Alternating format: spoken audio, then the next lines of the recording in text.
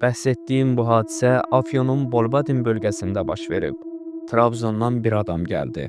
Bu torpaqlarda gizli bir mağaranın varlığından danışdı.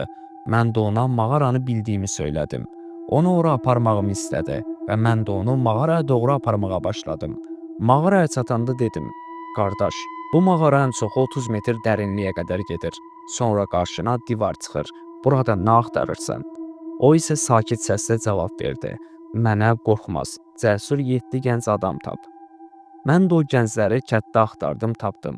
Səhərə yaxın hamımız mağaranın ağzına gəldik. Adam bir kitab açdı, anlaşılmaz sözlər oxumağa başladı. Hava ağırlaşdı, sükut çökmüşdü. Sonra üzünü uşaqlara tutub dedi, indi giririk, axşama yaxın çıxacağıq. Onlar içəri girdilər, mən isə çöldə qaldım. Saatlar keçdi. Səssizlik uzandıqca içimdə qorxu böyüdü. Nəhayət mağaraya girdim, amma içəridə heç kim yox idi. Divar yerində idi. Heç bir çıxış, heç bir iz yox idi. Daha sonra kəndlilərə xəbər verdim. Kəndlilərlə birlikdə mağaraya gəlib onları axtarmağa başladıq. 7 gün sonra həmin uşaqlar yüzlərlə kilometr uzaqlıqda çılpaq halda tapdıq. Verdikləri ifadə isə insanın ağlını dondururdu. Tapılan uşaqlar çılpaq vəziyyətdə tapılmışdılar. Bu hadisə həmin bölgədəki əskər qeydlərində də mövcuddur. 7 gün ərzində bir-bir tapılıb toplanmışdılar. Uşaqların verdiyi ifadə belə idi. Bu adam nəsə oxudu. Divar yarıldı. O içəri girdi. Biz də arxasınca girdik.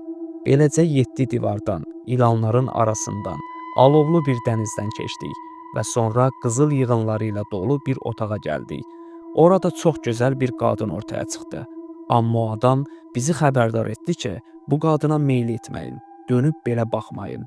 Uşaqlardan biri qadını görəndə dərindən bir ah çəkdi. Ondan sonra hər şey qarışdı. Sanki qiyamət qopdu.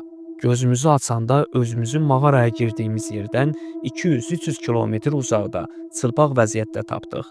Uşaqların əskərlərə verdiyi ifadə budur. Amma içəri girdikləri həmin adam hələ də itkindir, tapılmayıb.